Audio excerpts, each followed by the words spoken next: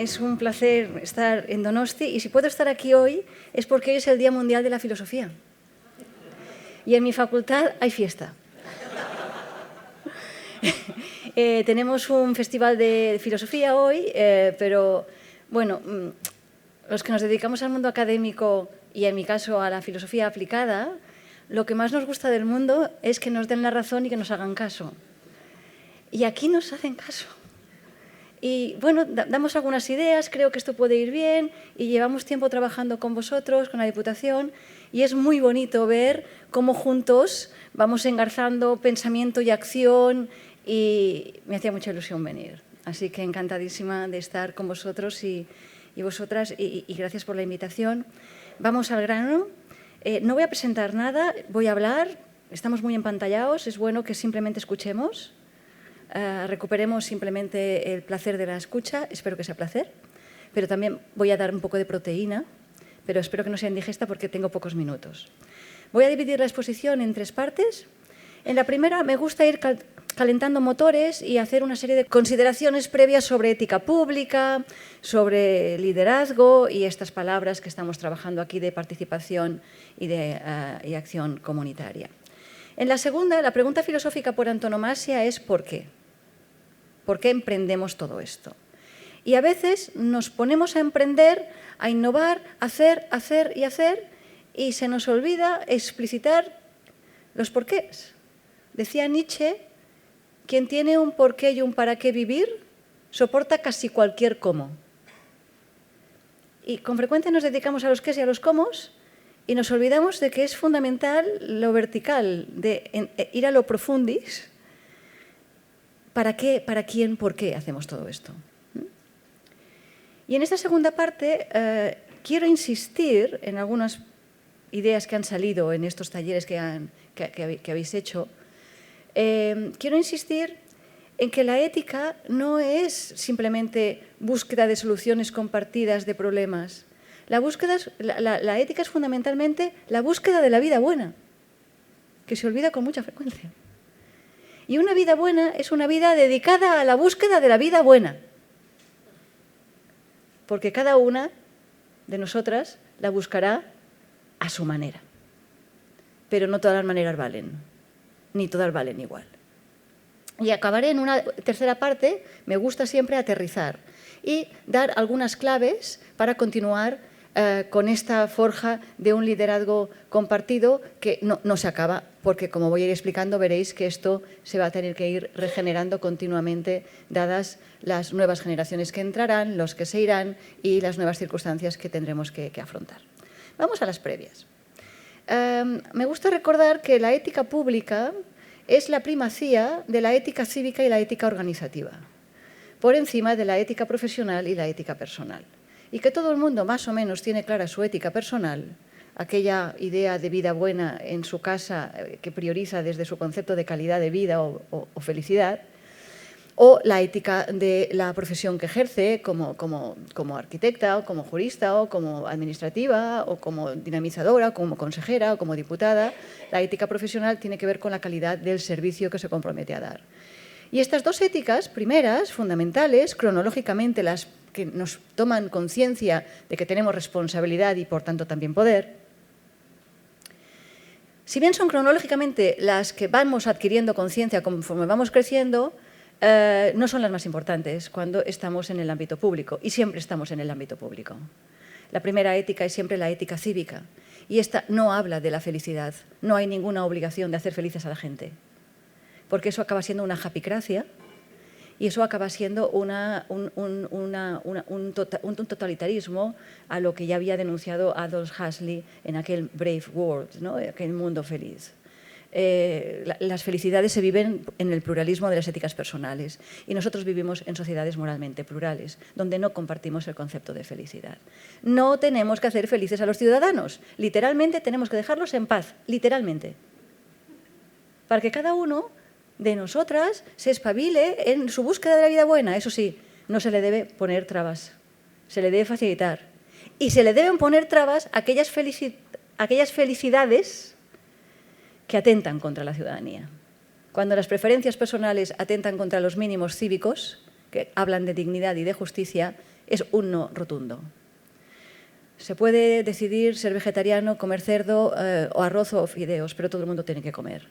Y cuando alguien malbarata comida, tira comida o impone su dieta, entonces ahí tenemos problemas de convivencia pacífica, de morales plurales. Ética cívica, pero también ética organizativa. ¿Por qué? Porque, como insistiré luego, los grandes agentes de cambio, más que nunca en el siglo XXI, son las organizaciones, de todo tipo, pero además trabadas en macroorganizaciones, en el tejer redes, y siempre es un trabajo de artesanía, arte sano y manual. Artesano. La ética pública, por tanto, trabaja con la prioridad de la ética cívica, dignidad y justicia, y ética organizativa, calidad total de cada una de las profesiones, cada una de las calidades organizativas conjuntamente. Y esto es una orquesta sinfónica, donde hay que hacer ensayos generales. Y hay que tener en cuenta cuál es la partitura. Y hay que tener en cuenta cuál es el público para el cual tocamos. Y todo eso van cambiando porque cambian los públicos, cambian los instrumentistas, que se llamaban virtuosos de un instrumento musical. La palabra virtud murió por el camino, pero la palabra vicio no. Algo pasó por el camino. El caso es que nosotros tenemos que poner el punto fundamental en que debemos centrarnos en la ciudadanía. Y la pregunta clave es, ¿y en qué estábamos centrados antes? Si hay que explicitar que hay que centrarse en la ciudadanía, ¿no? Pues a lo mejor estábamos un poco desorientados, descentrados. A lo mejor. Y no está mal pararse a pensar para ver si volvemos a tomar rumbo. Lo que pasa, y esta metáfora naviera, como aquí hay tradición de remo, va a estar muy presente en mi conferencia. Nosotros no podemos sacar el dique que hace agua, el barco que hace aguas y trasladarlo a dique seco y hacer todas las reparaciones y cuando tengamos la nave bien reparadita volvemos a navegar. Nos toca achicar agua en plena navegación, en plena tempestad y continuar remando y al mismo tiempo haciendo la reparación. Hay que hacer la doble agencia. Saber que el barco hace aguas, que no va muy bien, que hay que repararlo, que no está a la altura de las circunstancias, estar muy atentos a los cambios de tiempo, últimamente mucho, y continuar navegando. ¿Por qué? Entre otras cosas porque somos orgánicos. ¿Qué quiere decir que somos orgánicos? Pues que tenemos cuerpo y que tenemos que comer cada día y que la vida cotidiana tiene que garantizársele la estabilidad. No el conservadurismo, la estabilidad de yo cada 4 horas tengo que comer o beber, si no me baja la tensión. Y tengo que ir al baño y tengo que dormir. Y luego quiero salir a la calle y que haya calles. Y que el metro funcione. Y que todo esté funcionando. Dirles a mis compatriotas del País Valencià, ¿no? La estabilidad. ¿Cuánto echamos de menos aquello que era cotidiano y dábamos por supuesto que ya estaba por siempre?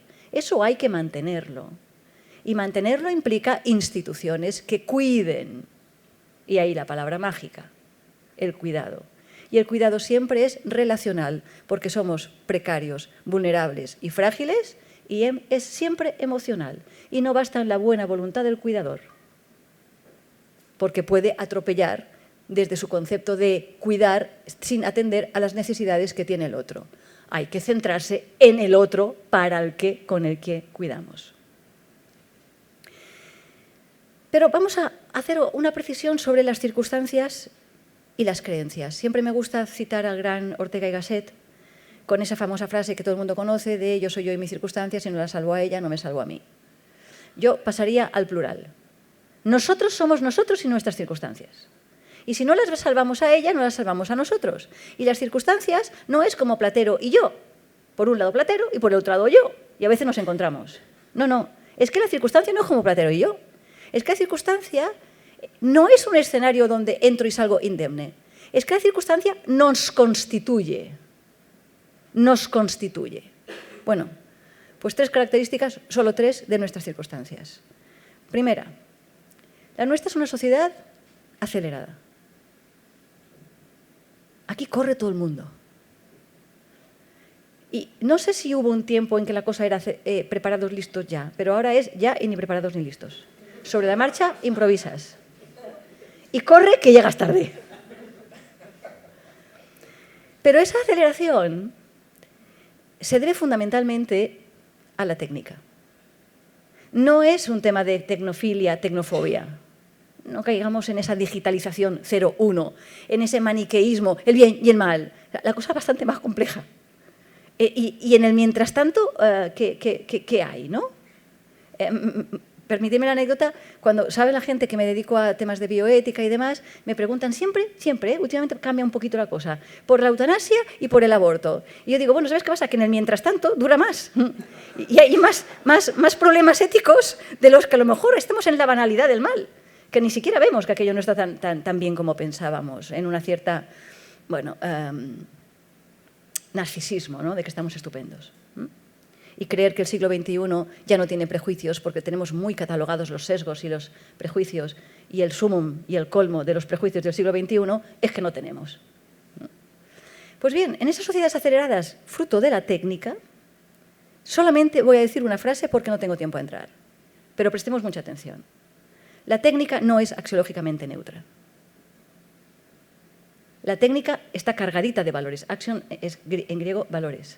Está cargadita de valores. No únicamente porque quien hace el aplicativo o quien hace la plataforma ya está implicando unos valores y unas finalidades. Que es curioso, pero otro día en un taller hablábamos de que habían desarrollado un aplicativo y era un montón, una lista de cosas, y luego decía otros, y la mayoría de gente escribía en el otros. Digo, ¿pero quién ha hecho esta plataforma? Porque el otros es posible, se me ha olvidado algo, pero es que se te ha olvidado todo. Porque nadie está entrando en esto, ¿no? Entonces digo, ¿quién está haciendo el aplicativo? Todo un tema de codiseño. Porque la tecnología no es axiológicamente neutra. Y si no hacemos nosotros nuestra tecnología, no la va a hacer alguien. Y ya sabemos de dónde viene la tecnología, Silicon Valley, etc. Con lo cual es una sociedad del conocimiento, pensada y pensante. Y no podemos estar de espaldas a la técnica, pero tampoco creer que la técnica es axiológicamente neutra, porque implica valores, está impregnadísima de valores, pero la más importante hoy aquí, porque cambia la manera de relacionarnos. Intermedia en la sociedad y cambia las sociedades. No es un mero gadget, no es un mero instrumento. Pero además las nuestras son sociedades moralmente plurales. Moralmente plurales quiere decir que no podemos dar por supuesto que es el bien y que es el mal. Que no podemos dar por supuesto que bien está lo que bien acaba. ¿Para quién acabó bien? Porque la película para ti acabó bien. ¿No? Mi hija viene a decir un día, cuando era una adolescente, y me dice, está muy bien la película, pero no acaba bien. ¿Por qué? Dice, porque no se casan. Digo, bueno, yo discrepo sobre que eso significa acabar bien, pero hay distintas maneras de concebir eso de que acabar bien en el matrimonio, ¿no? Pero, ¿acabar bien desde qué valores? ¿Evaluamos las políticas públicas? ¿Evaluaremos nuestros programas? ¿Que hay que hacerlo? ¿Desde qué valores? ¿Desde quién? Ética cívica, ética organizativa. ¿Pero de quién? ¿De qué organización? Hay que hacer un marco compartido de valores y por eso se ha puesto mucho énfasis en explicitar las causas comunes, el marco común, que de eso hablamos en el liderazgo. Y la última característica de nuestra sociedad, decía, no es relativista, no todo vale ni todo vale lo mismo. El sádico, el pederasta, no vale, pero vamos un poco más al tema. Tampoco el free rider, el gorrón. Me encantará saber luego en vasco cómo decís eso. El gorrón, el free rider, el que no paga el autobús, pero menos mal que todo el mundo no hace lo que yo. El que no paga impuestos, pero está encantado de venir a las universidades públicas y a aprovecharse de los servicios, pero él no colabora. Y el free rider es un grave problema conceptual académico. Porque si yo solamente coopero y participo desde la igualdad de condiciones y desde el beneficio mutuo, tenemos problema. Porque hay gente que no está en igualdad de condiciones. Las personas con diversidad funcional, con discapacidad intelectual, no están en igualdad de condiciones. Y se van a beneficiar y no van a poder aportar a lo mejor ellas, nadie, ninguna. Y a pesar de eso somos una sociedad decente, que no los dejamos a la intemperie. Con lo cual, a lo mejor, esas maneras de entender nuestra sociedad como un contrato social, y un contrato social que parte de dos condiciones, que son, aquí todo el mundo tiene que participar, será si puede. Y todo el mundo tiene que beneficiarse si se lo merece. Bueno, ¿y desde dónde decimos todo esto? ¿No? Eso hay que volverlo a replantear. Porque vivimos en una sociedad que no puede ser relativista. No todo vale. Porque si todo vale, no vale nada. No vale el gorrón, el free rider, y no vale el sádico, y no vale el pederasta. Y no valen los que quieren desmantelarnos todas nuestras instituciones públicas. Y todos aquellos individualistas liberales que solamente hablamos, parece ser, de cohesión social y de inclusión cuando hablamos de la inmigración pobre y demás. Pero ¿y aquellos que pagan muy bien sus impuestos y compran muchas casas, pero no tienen ningún interés en entrar en la ciudad porque son cosmopolitas? Toda una metáfora que no voy a entrar. Pero además, por último, vivimos en sociedades, y este es un tema importante, desafectadas, a la defensiva. Nos blindamos, nos protegemos de Hacienda, de la Diputación. Siempre que hay una carta es porque nos van a pedir algo y suele ser dinero. Entonces, hay una sociedad que no confía en las instituciones. No conozco la ley vasca del año que la proclamasteis. En Cataluña y en España es de 2013 y 2014 la ley de transparencia de las instituciones públicas. Más o menos en el País Vasco estáis un poquito por igual, ¿no? Por esas épocas. Hemos hecho una evaluación, han pasado 10 años, hemos desarrollado las agendas públicas de los cargos, códigos de ética, portales de transparencia. No ha mejorado la confianza. O sea, algo no está yendo tan bien 10 años más tarde. Y mi creencia es porque hemos explicado qué hacer y cómo, pero no hemos explicado por qué. Y sobre todo olvidamos que esto no iba solamente de compliance, de riesgos penales o de ley. Porque te pueden obligar a hacer Next Generation, si no tienes código de ética, si no tienes tal, pues lo hacemos. Donde ponía en Hondarribia, ahora ponemos otro municipio. Es que esto no va así. A ti te pueden obligar a hacer, pero no a querer hacer. Y de eso va la ética, de quererlo hacer. Y no se puede querer hacer algo si no te lo crees. Y la nuestra es una sociedad desafeccionada, desafectada y, sobre todo, desmoralizada y desesperanzada. Pues me voy a tener un momentito en las creencias y las esperanzas. Me voy a tener porque, decía Ortega en un artículo que se llama Ideas y creencias, las ideas se tienen, en las creencias se está. Y a mí me gusta añadir al maestro Ortega y Gasset, y se está hasta el cuello y más arriba en las creencias. Y no estoy hablando solo de creencias religiosas. Estoy hablando de creer en la cosa, causa, casa pública, en la res pública. ¿Y tú te crees esto? ¿Tú crees en eso? Porque nada en el mundo, decía Hegel, se ha hecho sin pasión, y las pasiones tienen que ver con la fe y con la creencia. ¿En qué? En nuestra acción. No es el optimista que es el que está desinformado, dicen. No es el optimista que sabe que todo va a ir bien independientemente de la acción que emprenda. No. Hablamos de esperanza porque estamos en tiempos de incertidumbre, que siempre han sido de incertidumbre, ¿eh? Pero parece ser que últimamente más por la aceleración en la que va. Hay tiempos de complejidad, de indisponibilidad de la vida, y siempre va a ser la vida indisponible, que la vida no va a golpe de Excel. Y, por tanto, todos los planes van a tener que ir siendo resilientes y flexibles y adaptarse e improvisar como un buen grupo de jazz. La orquesta sinfónica, sí, pero grupos de jazz también. Porque están continuamente mirando a esto no puede ser, no nos tenemos que desplazar todos, a lo mejor un grupo, y hacemos proyectos, hacemos programas y luego vemos si los podemos transferir. Pero claro, eso implica que a pesar de la incertidumbre y de la indisponibilidad, nosotros tenemos esperanza. ¿Esperanza en qué? En nuestra capacidad de acción. Porque si no, no hay acción. No se trata de optimismo, de que la cosa va a ir bien. No. Se trata de no sabemos cómo va a ir bien, pero algo habrá que hacer. Habrá que comprar lotería si tienes la esperanza de que te toque. Lo que no puede ser es me va a tocar la lotería, pero has comprado. El humano es un animal biográfico y orgánico. Escribe su historia, pero tiene que mantener cuerpo en vida y, por tanto, orgánico. Estabilidad de las instituciones. Pero tiene que recordar de dónde viene, de lo que ha aprendido, incluso también de sus errores. Tiene que ser actor. Empiezas y vienes al mundo interpretando los roles que otros te han dado, gracias a alguien que te dio un lugar en el mundo, una oportunidad, una lengua, una tradición, una familia. El individuo no se ha hecho a sí mismo, La nuestra es una sociedad individualizada e individualista. Y eso sí que tiene una fecha de nacimiento. Se llama Hobbes, siglo XVI, XVII. Un self-made man. Imán. Un hongo que surge por generación espontánea. Eso no es un individuo, pero esto es la antropología individualista liberal en la que estamos inconscientemente funcionando desde el siglo XVI. Cuando en la Revolución Francesa se proclamó, se tenía que acabar el antiguo régimen y venía un nuevo régimen en el que la ciudadanía quería ser igual y participar y demás, se hablaba de igualdad, libertad, y algo pasó con la otra. Y Durkheim, que lo sabía, dijo, hombre, hay que hacer algún pegamento social entre tanta igualdad y tanta libertad. Dice, bueno, ¿y qué te os parece la solidaridad? ¿No? Le llamaron fraternidad.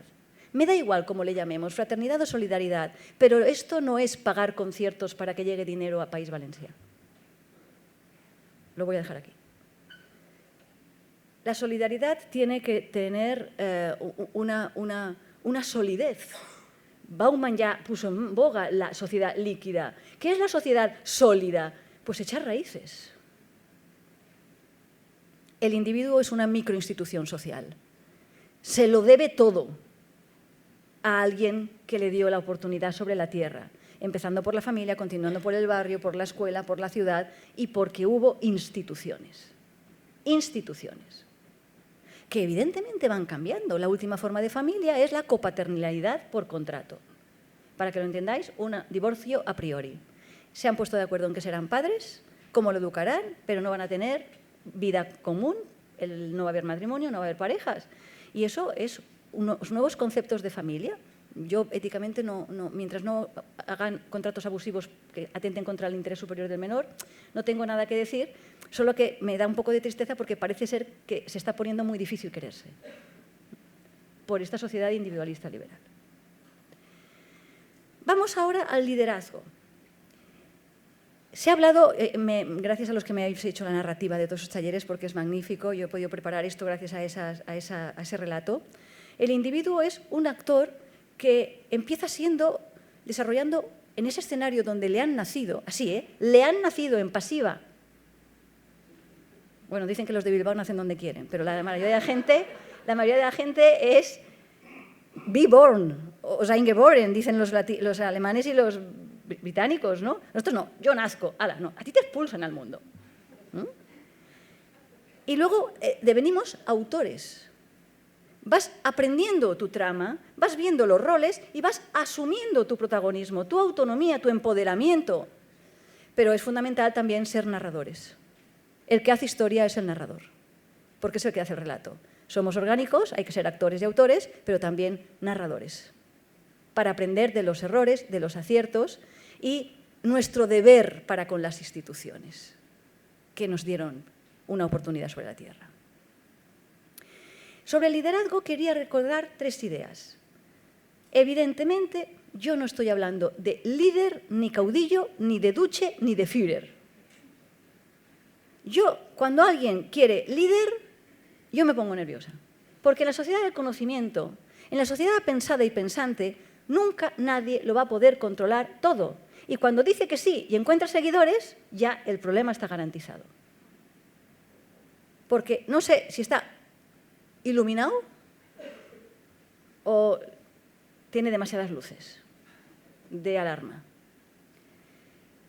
Yo estoy hablando, efectivamente, cuando lo ha hecho Irún esta mañana, de equipo.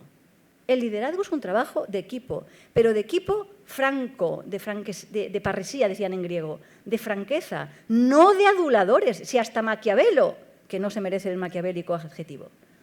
Decía al príncipe, su principal consejo era, huye de los aduladores. Rodéate de los que saben lo que tú no. Y eso estamos haciendo aquí. ¿Quiénes saben? ¿Qué saben las asociaciones? Porque están muy cerca. ¿Qué sabemos los ayuntamientos? ¿Y qué saben los profesionales técnicos y no únicamente los políticos y los cargos electos? Todos ellos saben, pero hay que poner ese saber conjuntamente y con lo cual tenemos que generar espacios de encuentro, no de encontronazo ni de desencuentro. espacios de encuentro, de deliberación, donde el arte de poder no tener razón se pone en marcha. Porque si no somos dogmáticos. La deferencia a la diferencia es lo que hay que preservar. En sociedades moralmente plurales, donde hemos entendido que nos necesitamos porque efectivamente solos no podemos. La mejor metáfora del liderazgo que yo siempre he encontrado, todavía no encuentro una mejor, es la bandada de gansos. Cuando vuelan se alinean con una especie de V invertida, donde uno dice hay que emprender el vuelo porque empieza a cambiar el tiempo y hay que emigrar. Y no se ponen a discutir si han cambiado el tiempo o no. Ha cambiado el tiempo. A ver, define frío, ¿no? Es que es tremendo. Dice, bueno, tenemos un problema, lo tenemos todos, ¿no? Entonces se ponen a emigrar y uno lidera. Evidentemente, uno lidera, pero a las 2 horas, porque es orgánico, porque domina a lo mejor este tiempo, es toda una metáfora, ¿eh? Domina este tiempo cuando ya no ve más, porque si se pierde él, se pierden nosotros, pero ya no puedes más, te vas al último de la fila y no se te caen los anillos. Y el otro no se pone a discutir si ahora voy tú, ahora voy yo soy el sucesor. No, ¿qué tiempo tenemos? ¿Qué competencias tienes tú? ¿Qué dominas? Ahora vas tú y luego voy yo. ¿Pero qué comparten? Rumbo, velocidad y espacios respetables. No atosigan, no empujan ni arrastran, sino comparten una especie de alineamiento en valores, en rumbo, en velocidad, en proyecto, pero no se atosigan, no se empujan. Tienen su espacio y estos espacios es lo que hay que respetar. ¿Qué respeto quiere decir? Mirada atenta. Mira atentamente el rumbo, no te olvides del rumbo, y mira atentamente de no atosigar, porque si te acercas demasiado, intimidas, y de lo que se trata es de intimar, de compartir algo que nos preocupa, pero no de, insisto, de atosigar. Bueno, pues en esa forja del liderazgo hay que forjarlo el liderazgo. Porque uno no ha escogido con quién quiere trabajar. Y te toca trabajar con quien te toca trabajar. Pero tenemos la ética cívica y la ética organizativa diciéndonos qué nos preocupa a todos y para quién y para qué trabajamos. Pues en las 4 etapas de la forja del liderazgo sucede lo siguiente. En la primera etapa hay alguien que dice hay que emprender un proyecto. Y aquí la Diputación emprende un proyecto. Y es un proyecto en que yo tengo un plan. Este es el plan, pero yo pienso, yo decido. Esa es la primera etapa. Alguien empieza a liderar. Yo pienso, pero yo decido, yo respondo. En la segunda etapa, ya ha sabido comunicar con claridad. Ya ha sabido decir cómo es este plan, no puedo con vosotros, cómo lo veis, y llegamos a la segunda etapa de la forja del liderazgo. Nosotros pensamos, pero yo decido y yo respondo. Porque cuando todo el mundo hace y todo el mundo responde, no responde nadie. La delegación responsable de tareas, quién hace qué, por qué, sabe hacerlo, puede hacerlo, quiere hacerlo y la más importante, ¿qué dejará de hacer? Porque somos orgánicos y el día continúa teniendo 24 horas. Eso no lo va a cambiar ninguna tecnología. Nos va quitando horas de sueño y así nos va. Con lo cual, en la segunda etapa ya hay un nosotros. Ya hay participación, ya hay acción, pero yo sigo respondiendo. No tenemos todavía un liderazgo compartido, lo estamos haciendo. La tercera etapa, nosotros pensamos y nosotros decidimos. Ya tenemos rumbo, ya tenemos velocidad, ya nos conocemos, ya podemos hacer orquesta y grupos de jazz. Pero que nadie se equivoque. La cuarta etapa es, tú piensas, tú decides.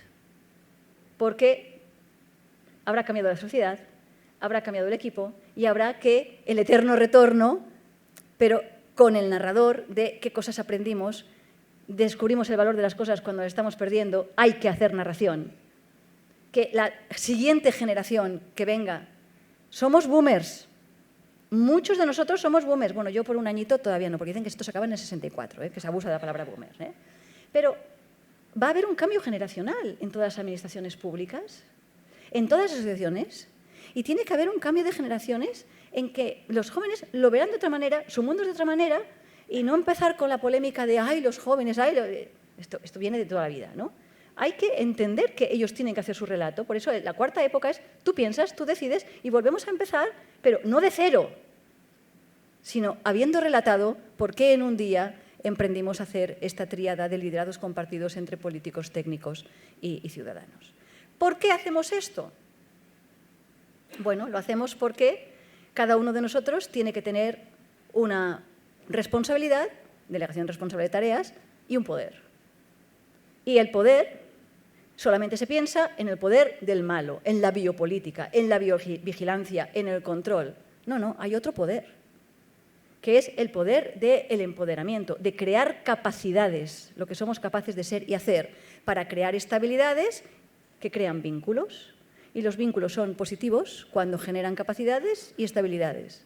Y los vínculos son patológicos cuando desestabilizan, interrumpen, rompen y descapacitan, porque no generan capabilities, capacidades, lo que se es capaz de ser y hacer. ¿Por qué tenemos que entrar en estas cuestiones de liderazgos compartidos en la participación y en la acción comunitaria? Porque solos no podemos, porque nos toca achicar agua en el barco y continuar remando al mismo tiempo, porque necesitamos tener la resistencia para saber que vale la pena, literalmente, vale la pena el esfuerzo para acercarnos hacia allá. Pero claro, vamos a cuestiones claves. Voy ahora ya a ir bajando. ¿Y esto cómo lo hacemos? Para empezar, en sociedades moralmente plurales va a ser más complejo consensuar, porque necesitamos consensos, qué es el bien. ¿Qué tal si empezamos por hacer, otra metáfora, un documento de voluntades anticipadas? La gente se piensa que ese documento se hace para cuando te vas a morir. No, ese documento no se hace solamente cuando te vas a morir. Se hace con dos ideas. Una, el día que yo no sea competente y tengáis que decidir por mí, sin mí, yo ya os doy una serie de ideas sobre cómo me gustaría que me tratarais. Y avanzo. ¿Ves? Las voluntades anticipadas son testamento vital, se llama. Pero a mí no me gusta la palabra testamento porque suena a muertos. En Cataluña le pusimos el nombre de documento de voluntades anticipadas. Aquí lo que se hace es, se escribe un documento. De voluntades, mi voluntad. Y la anticipo. Estoy pensando en un futuro en el que a lo mejor yo no puedo ser yo. Pero el futuro es un sitio al que quiero llegar y que quiero que seas mi futuro, que no se me expropie el futuro. Y es lo que hago es avanzar como quiero que se me trate cuando yo no me podré defender por mis intereses. Y lo dejo a la comunidad. Y lo dejo por escrito y confío, palabra clave, que la comunidad me hará caso. Pues mi propuesta, primera propuesta, es que si queremos consensos entre técnicos políticos y asociaciones, y esto va, no sé si estamos en la etapa 2 o en la etapa 1 o en la etapa 3, pero tiene que empezar por lo que nadie quiere. Es mucho más fácil consensuar lo que nadie quiere para sí. El éxito del profeta agorero consiste en que no se cumpla la profecía. Y cuando dicen, ¿ves? No sucedió. Es que eso era lo que yo quería, que os pudierais las pilas, que trabajarais para que eso no sucediera. ¿Qué es lo que no queremos que suceda?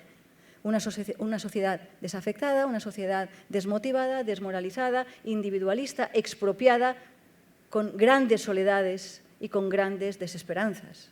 No queremos una sociedad, y más viniendo de sociedades que hemos tenido, yo creo que País Vasco y Cataluña, hemos tenido algo que no podemos vivir de rentas y hay que cuidarlo, que ha sido un gran asociacionismo. Una gran querencia a la cosa, causa, casa pública. Y esto, en los últimos años, si nos fijamos en los relevos generacionales, esto hay que cuidarlo. Y descubrimos el valor de las cosas cuando la estamos perdiendo. Y yo no la quiero perder, pero no porque es mi preferencia personal, porque somos microinstituciones sociales, que nadie se ha hecho a sí mismo. Y si vosotros os veis el documental de la teoría sueca del amor, con tan impresionados que estamos con los escandinavos, pues no está tan mal la cosa, parece ser. Es una ironía. Miraos el documental, la primera parte, la segunda es un poquito más discutible. No es una cuestión de dinero solo.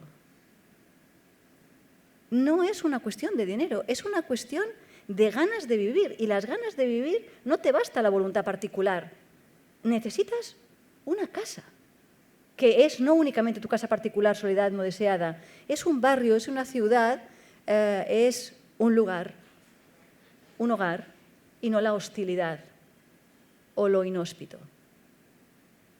El documento de voluntades anticipadas nos diría qué es donde no queremos nadie llegar. Empecemos consensuando que si nos acercamos por aquí va mal la cosa, ya tienes un rumbo. Ahí no. Y a partir de ahí iremos concretando los rumbitos, los rumbos más pequeñitos para ir generando este liderazgo compartido, jerarquizando preferencias de por dónde empezamos.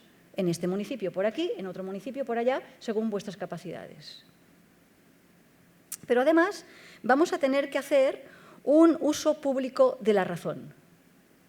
Esto es Immanuel Kant en el siglo XVIII, en el 1784, es decir, 5 años después de la Revolución Francesa. Kant escribe este artículo que podéis leer perfectamente, porque no es otro Kant difícil. Y a él allá nos dice, las sociedades ilustradas, el progreso de las sociedades dependerá de cómo está de equilibrado el uso privado y el uso público de la razón. ¿En qué consiste el uso privado de la razón? En que yo hago un contrato laboral y cedo a otro mi cerebro, doy a otro mi razón y lo pongo a su servicio. Y por tanto yo obedezco.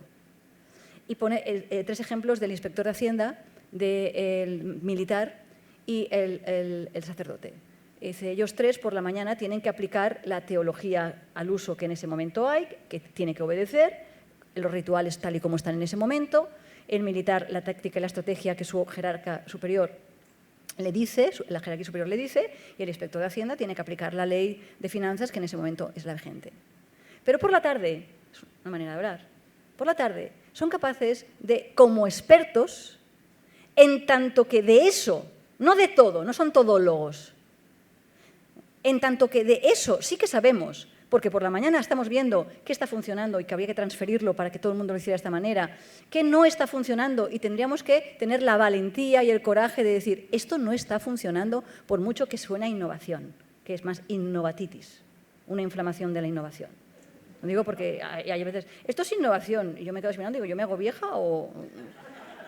Porque esto es el mundo griego, de tal. Los filósofos lo vemos todo en los griegos, esto es verdad, también, pero hay que ver hasta qué punto estamos fijándonos en los errores, en las falencias, y no somos aduladores, pero tampoco somos criticones. En una esfera pública de la razón, somos capaces de pensar nuestra institución para que tenga buena vida y larga vida para quienes trabajamos y los que trabajamos en ella. El uso público de la razón es lo que estamos haciendo aquí, con los liderados compartidos. Ser capaz de ver lo que estamos haciendo bien, lo que te está funcionando, lo compartimos, lo transferimos, y ser capaz de detectar sin miedo, con coraje, qué está funcionando regular y qué está funcionando mal, y hacer algo con eso. Y hacer algo con eso. Dejadme ir terminando. Nosotros necesitamos organizaciones concertadas. Las mafias también lo son. La gran diferencia con las mafias es que la mafia es mejor vida para la mafia. Instrumentaliza a todo el mundo para larga vida a la mafia. Padrino 1, Padrino 2, Padrino 3. Se trata de larga vida a la ciudadanía, larga vida a la calidad de vida, larga vida a unas instituciones, cada una en su terreno, que nos ponemos a trabajar conjuntamente, pero delegando responsablemente quién hace saber qué, no haciendo chiringuitos, cada uno lo suyo y particulares. Y dejadme solo que yo lo sé hacer muy bien. Pues bien, cuidado con lo que ahora voy a explicitar de esas cosas no que tenemos que tener muy claras. El profeta agorero que dice, cuidado con esto. Y solamente voy a citar algunas cuestiones. La primera, este uso público de la razón, este liderazgo compartido, no es agregacionismo, ya lo ha dicho Irún esta mañana, no es agregacionismo, no es mera suma, es compartir proyecto, causa, casa, cosa pública. Por tanto, ojo con no mezclar activismo con políticas públicas. Porque Esto es importante, porque el activismo es algo maravilloso y necesario, pero el activismo, a veces, por mor de la eficiencia de su causa, tiene que rebajar calidad argumentativa y tiene que ir, bueno, a asumir unos riesgos. Pero cuando estamos no como activistas, sino en un espacio público de la razón, tenemos que argumentar muy bien, porque lo que está en crisis es la confianza.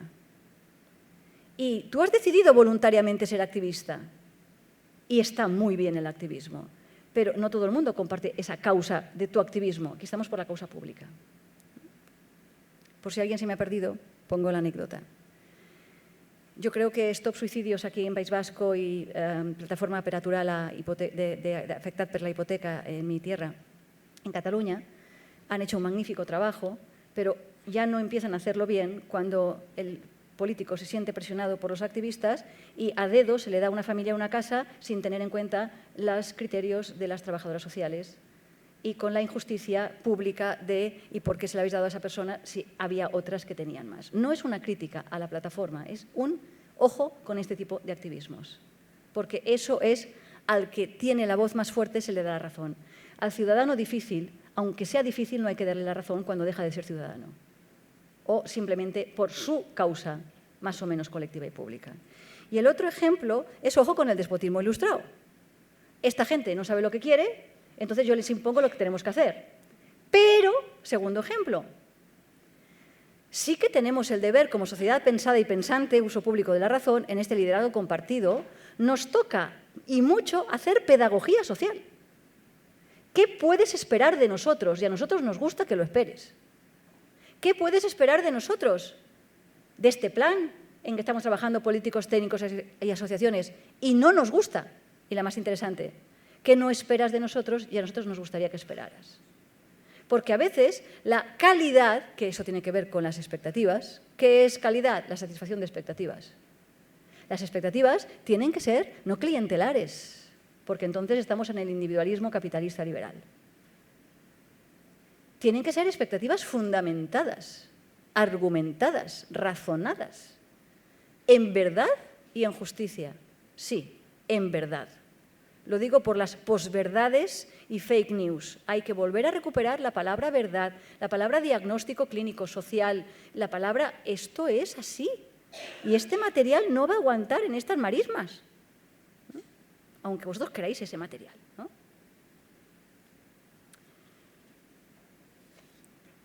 Vamos terminando. Las instituciones públicas son una tarea moral.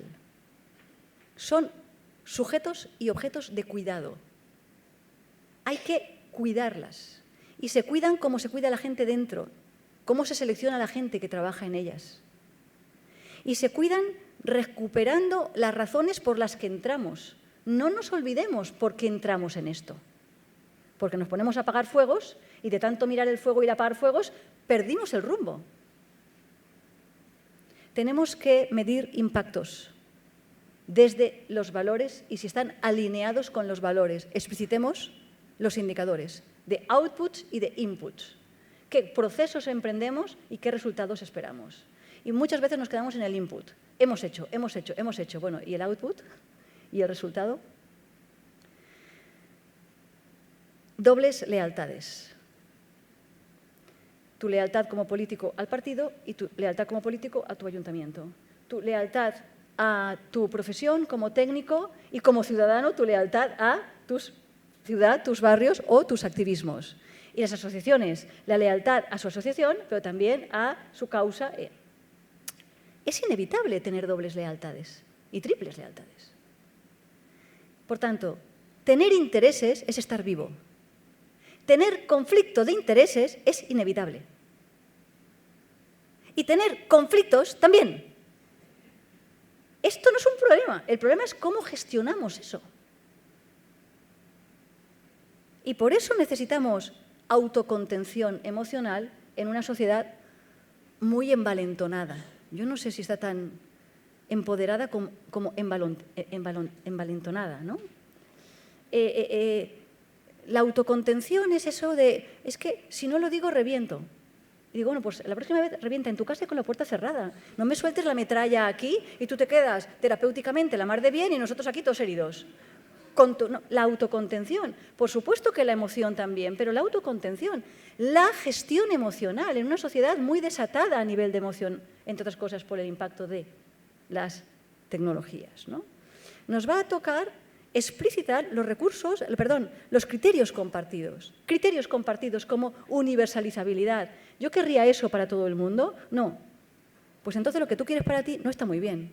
Porque lo que no quieres para ti no lo quieres para nadie. Porque eso se llama egoísmo. ¿Esto se podría hacer público? No. ¿Por qué? Porque me daría o vergüenza o culpa. Pues no lo hagas. Tercera, ¿aumentamos el mal de los que están peor?